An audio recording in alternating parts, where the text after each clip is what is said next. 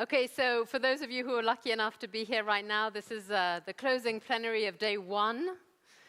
And as you're here, I'll tell you a joke. So Moses comes down from the mountain after speaking with God, and all the people say, "So what did he say? What did he say?" And Moses says, "Well, guys, I've got good news and I've got bad news. The good news is I got it down to 10. The bad news is adultery is still in." So in this closing, we're going to try and get actions down to 10. All right? Subsidies will probably still be in. All right, so the way this is going to work for this closing wrap-up, we're going to try and keep it as dynamic and fun as possible. I have the great pleasure of inviting a dear colleague, Peter White, up to stage. Peter is from the World Business Council for Sustainable Development and is the Biodiversity Ambassador and CBD represent. Oh. Thank you. So the way we're going to do this is you've all had amazing conversations during these breakouts. There were 6 breakouts. The task was, can you come up with the most concrete, prescriptive actions? I'm going to invite rapporteurs from each of the 6 sessions to come up. They'll all come up. They'll all present the top actions. I am not interested, and I do not want to hear how interesting your discussions were. I want to hear the actions, please.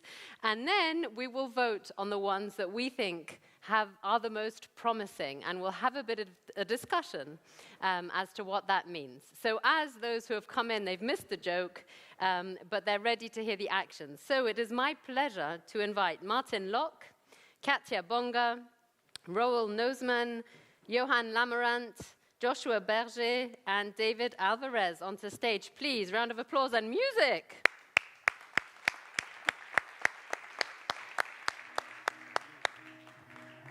I'll sit at the end. Oh, no sitting, no sitting. No, don't sit, don't sit, don't sit, don't sit. Don't make yourself No. Don't make yourself comfortable. No. We're missing people. Where's Katia? Do they not know this is happening? Martin? What? Anyone? Well, that's disappointing. Guy? Here's Martin. And Katia? Can you replace Katia from your session, please? Do you have the actions? Martin, Katia, Roel. Katia Bonga.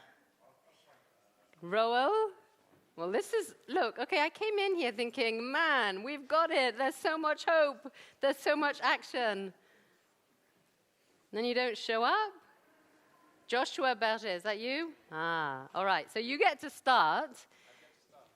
Go on then. So, actions, we're all listening carefully. We're going to vote. Katia! Ben dis donc, are you having... The cocktail hasn't started yet, huh? Okay. And? Is that a full house? 1, 2, 3, 4. Johan, David, Josh. Yeah, we're good. Roel, we haven't got. Okay, guys, this isn't going to work if this is what everyone else sees outside, you know. We've got one big team here, organized. Okay. Should I start? Go. Yeah. So I was in the group about financial institution and disclosure. So Roel Nozeman from ASN Bank, if he arrives, is going to present 2 of the messages. And so we had 4 messages to the plenary. Actions. Nice. So the last 2 were to allocate a growing share of funding to natural capital restoration and to low-impact activities such as sustainable farming and sustainable forestry.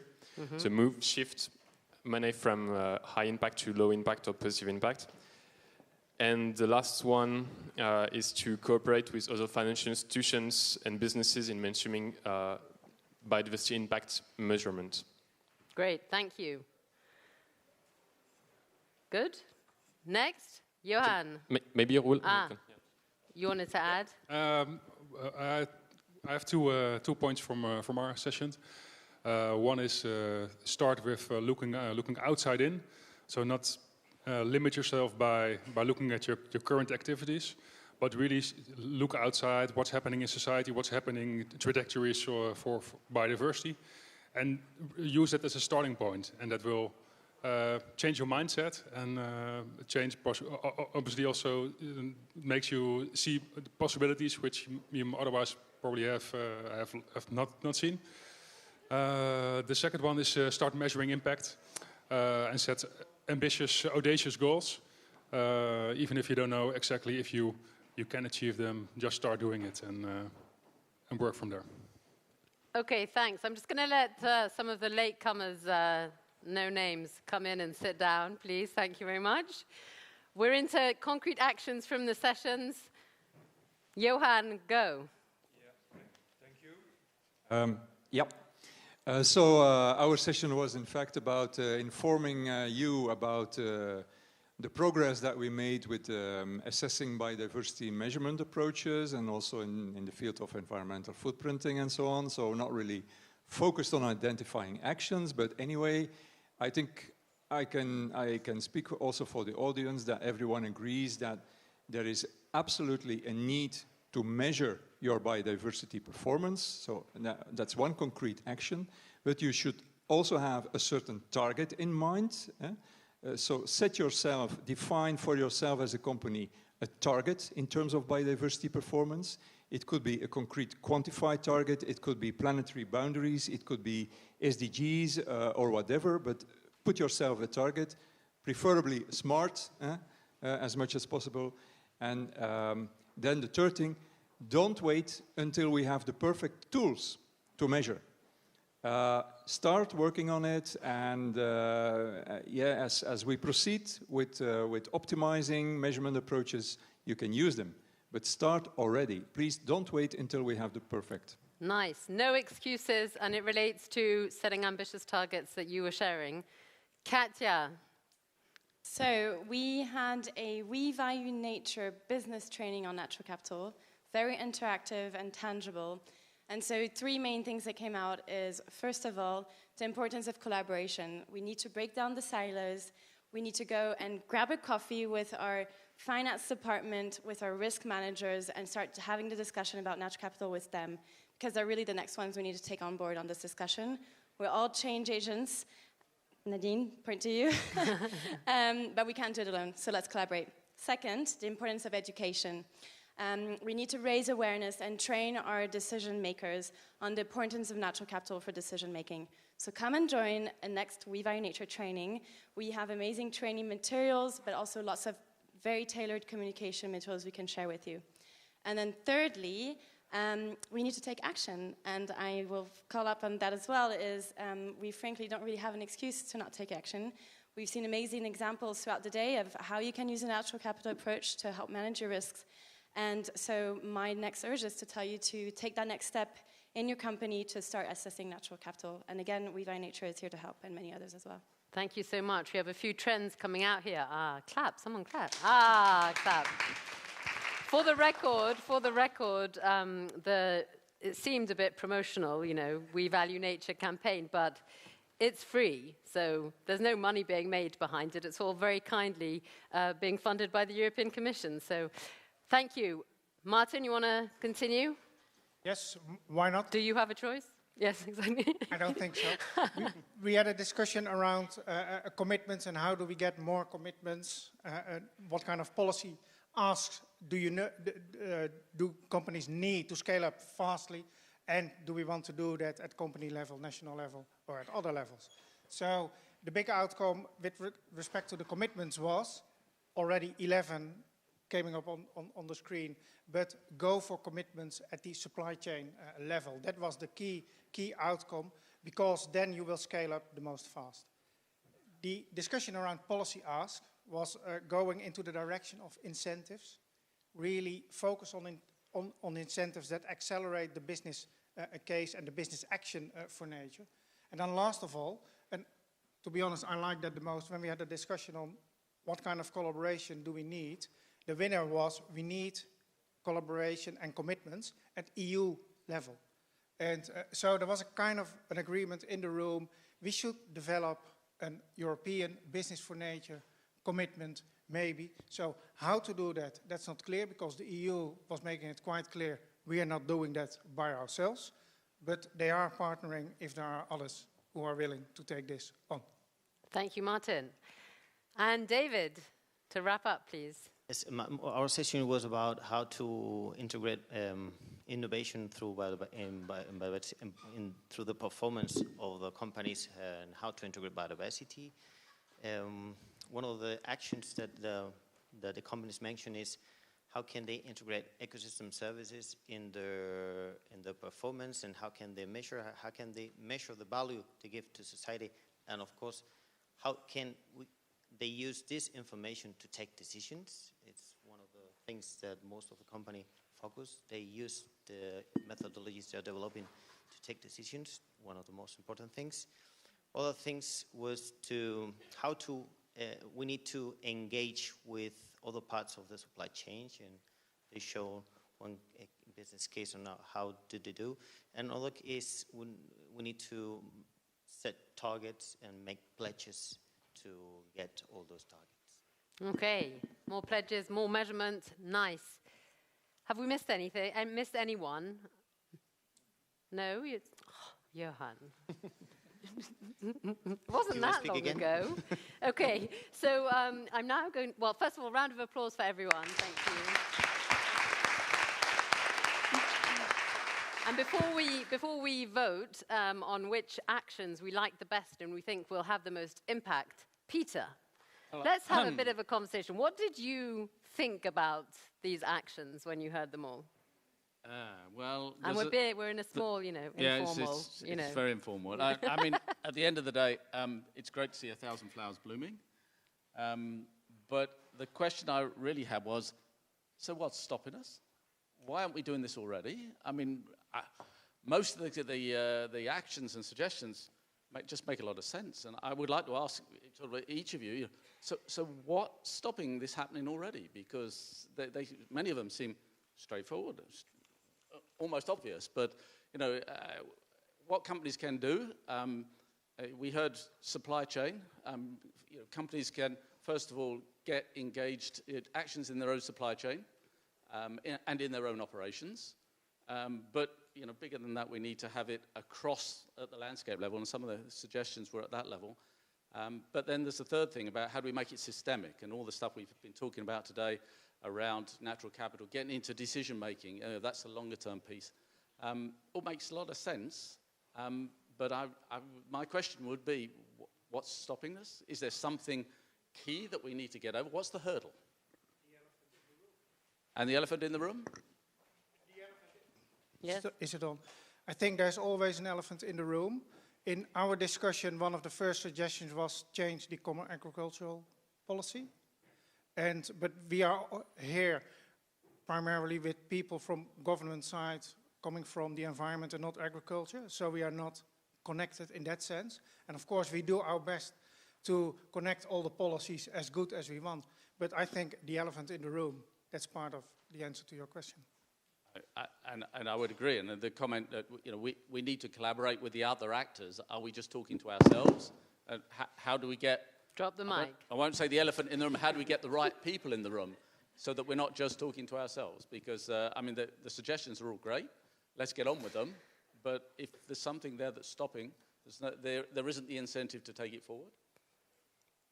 Yeah, I think biodiversity is a very broad concept. I think companies might already work on biodiversity without explicitly naming it working on biodiversity. For instance, when companies are assessing their risks all the time, and operational risks, and a lot of operational risks relate in fact to biodiversity degradation. For instance, water scarcity is a typical risk that companies are increasingly facing. You can call it water or you can call it biodiversity, but at the end it's about degraded ecosystems. So I wouldn't say that companies don't take action yet, but it should be part of their risk management system. And secondly, I have a second point. I am not so much in favor of all these voluntary reporting approaches anymore. It's nice, being voluntary, but we see in reality that it doesn't deliver a lot of progress. So I'm very much in favor of more strict regulatory, obligatory reporting also on biodiversity and based on very clear instructions and control systems. Thank you. And I mean, I think one of the key, your first key point, I think language is key. Biodiversity doesn't often work. Perhaps we're better off talking about nature. Yep. That's a broader term, but business, I think, would relate more to that than the biodiversity that comes across as a bit academic. Would you agree? Yes, or climate risks, for instance. Yeah, that resonates also very well now. Good. The other thing is, my feeling is we had a mix here of the whats and the hows. Some of the recommendations about what we should do, and there are others about the how. I was interested that there were quite a few about people, collaboration, education. One thing that I wasn't on the list, but you may have talked about, is how do you actually equip people in companies, people elsewhere, to take the risk of advocating for change? It's a risk if we're talking about system transformation, and within organisations, if you're going to propose big change, that's a personal risk for you. It could be a risk for the company. But how do we actually do that? The soft skills piece. I mean, we had education, collaboration. Any other suggestions on the soft skills piece? In our how do you mitigate the risk for people? Yes, in our session there was a case where they speak about the supply chain and how did they use trainings to engage in that way, in the way you mentioned, and how can they mitigate risk and enhance the way they sell the product by enhancing biodiversity. So I fully agree with you that we need to do those things in order to engage the communities and, in this case, farmers, but other parts of the supply chain to do so. Thanks. I think it takes courage to make change, and that's something we all need. Eva, do we want to vote? We need courage, yeah. We're going to vote. Yeah, you ready for the vote? Are you ready for the vote? Yes. Maybe before, any clarifying questions, not comments? No? It was all pretty clear, so let's go to the vote. Slido.com. Some of you already voted. So we did get 7. How are we doing? Collaborative business commitment at EU levels winning? Where? 38%, top. Mm-hmm.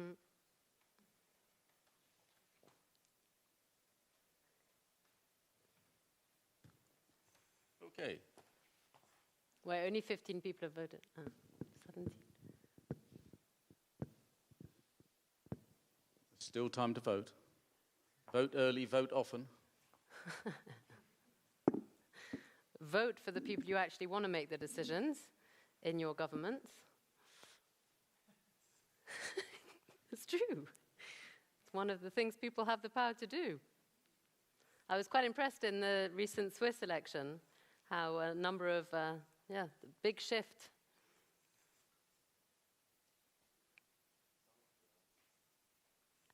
Well, Peter, you've been brought up here to sort of make sense of this, so I'm quite happy about well. that. It's good luck. See you later. Thank you, Eva. It's all about courage. Yes, true. So governments, yes, incentives. So Martin's point about incentives. Business commitment at the EU level, again, that came out of, I think, Martin's group. There's no excuse.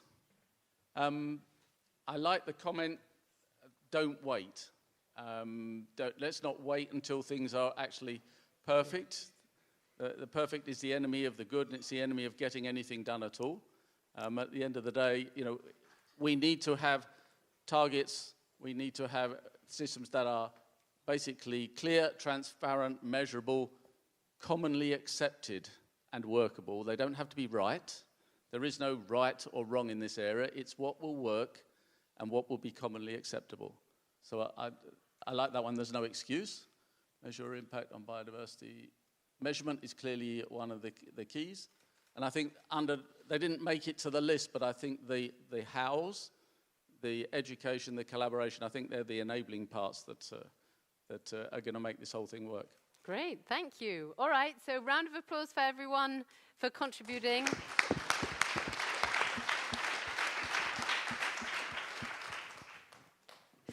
Peter, you can stay here.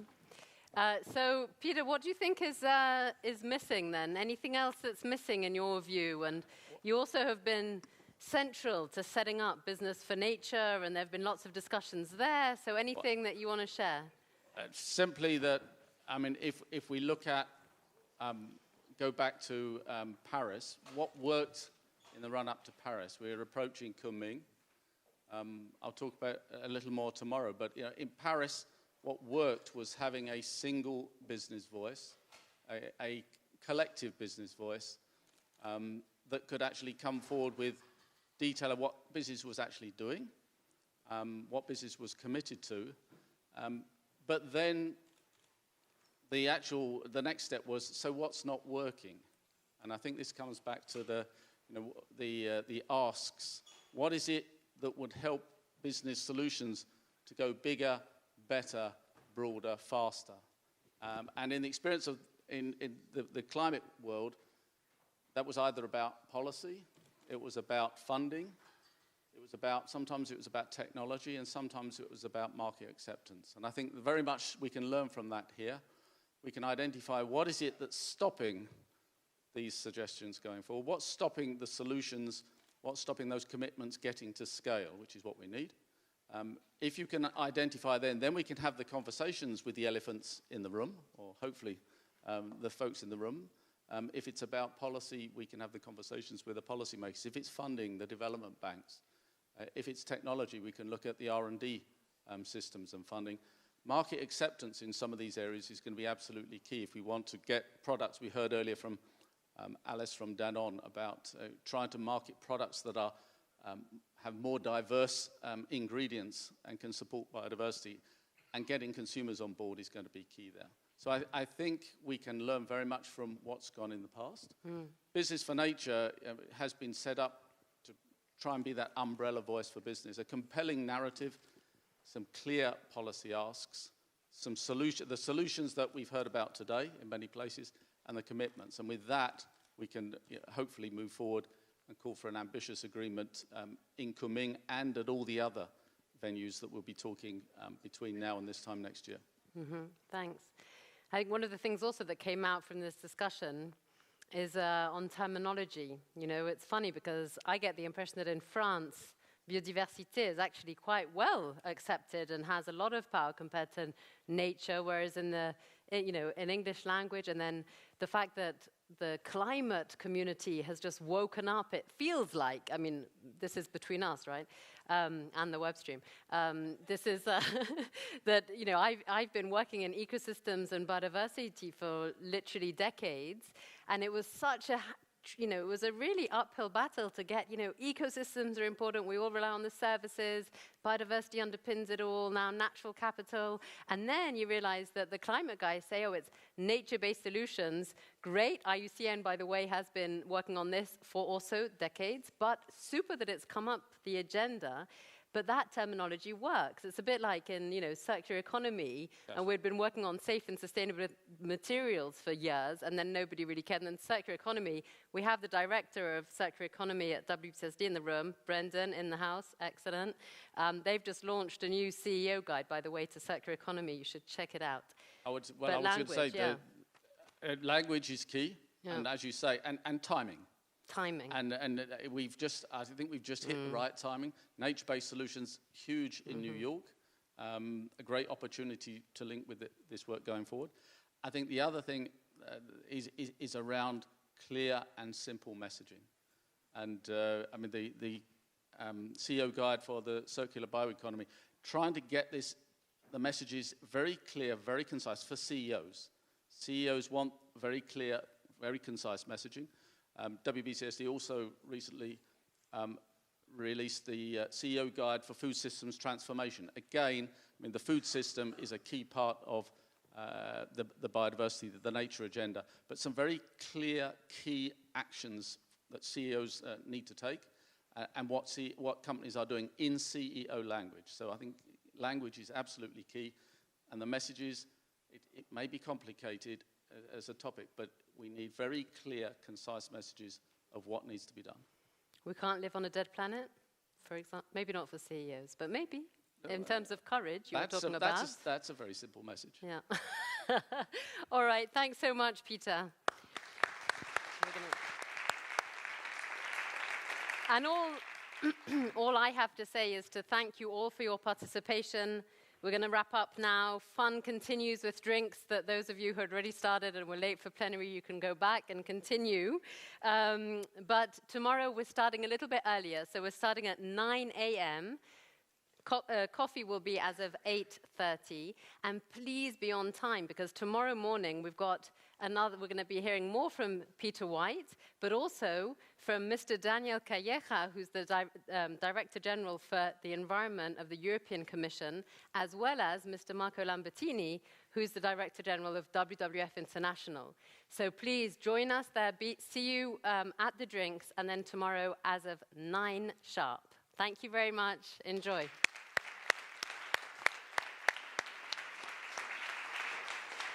Music.